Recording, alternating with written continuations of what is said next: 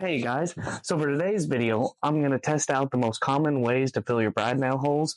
Then we will stain the piece and we'll see which one's the least noticeable.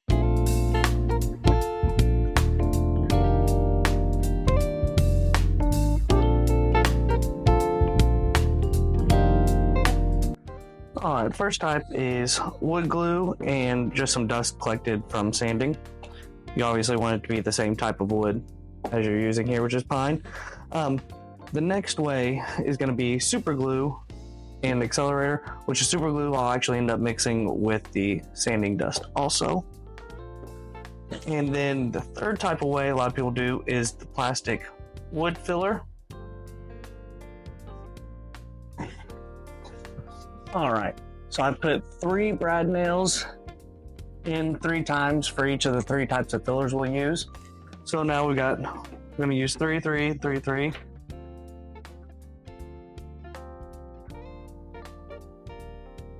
There's kind of different ways to apply the glue one. Some people put the glue and sand directly on it. I do that if it's a little bit kind of a smaller mark, but whenever it's actually a like brad nail hole or an actual hole in it, then I'll put some glue and I'll push the sawdust down in.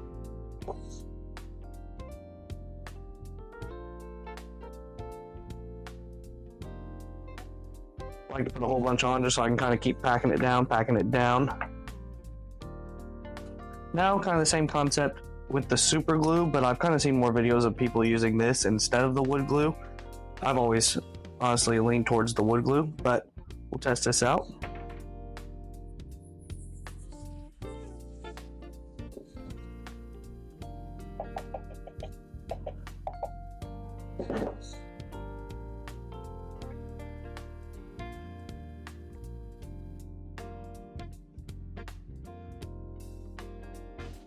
Last type, plastic wood filler.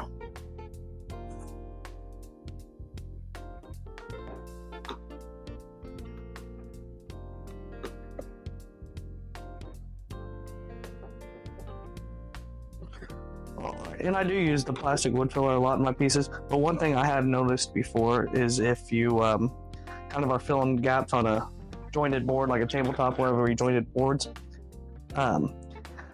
this stuff is a little more, in my experience, prone to kind of cracking when that joint moves, as opposed to if I were to use wood glue and sawdust to kind of fill a little bit of gaps. Alright, and this stuff, you just kind of press it in. Always kind of leave it rounded over on the top, and we'll just sand it down. It's not too hard to sand down at all.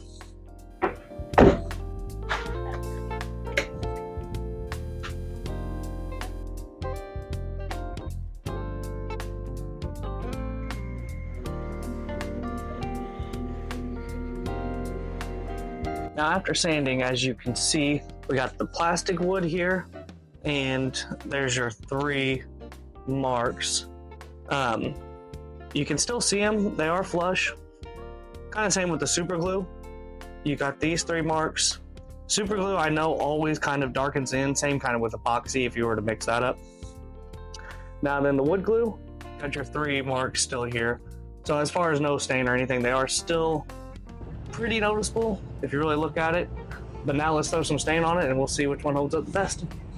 Alright guys, now for the stain, I wanted to choose dark walnut just simply because it's a very commonly used stain and it'll show a lot of contrast if there are differences.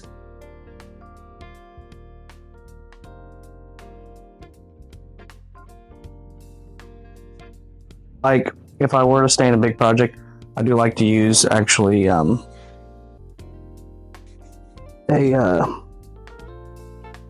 like a sponge to apply the stain. I just feel like it goes on a lot more even and everything, but for this we're not worried about it.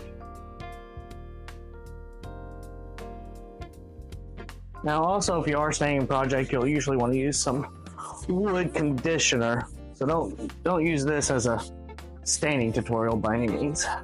Alright, let's see how that came out. So right here is going to be your wood glued side. So you got your 3 marks right here. So as you can see with the stain, they came out pretty decent, but they do come out darker.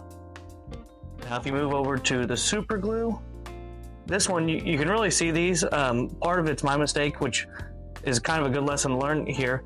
If you don't sand the glue all the way down, around it, the super glue itself will actually stay lighter because it won't let any kind of stain penetrate at all. Now, as far as the super glue that was mixed with the sawdust, it takes it and goes darker too. So it's kind of the same, really, as the wood glue. They both will get darker. They'll accept the stain more than any other part of the wood.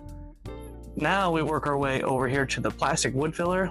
You'll see it kind of did the opposite. You've got your 3 marks right here, and they actually went lighter.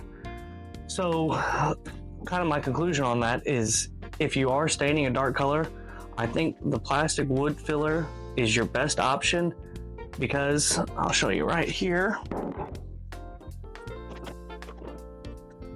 The plastic wood came out as a lighter mark, and it is far easier to darken a mark to make it match the stain than it is to try to lighten a mark, because it's already accepted the stains as dark as it can be.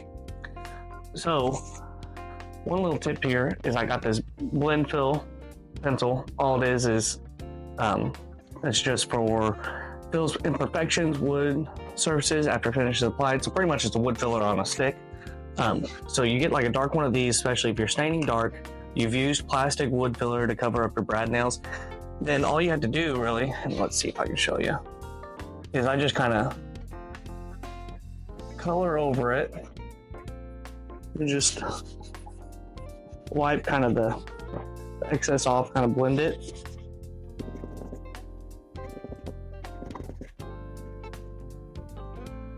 All right, then now, as you can see, I've made, well, hard to even see now. So I've darkened them up.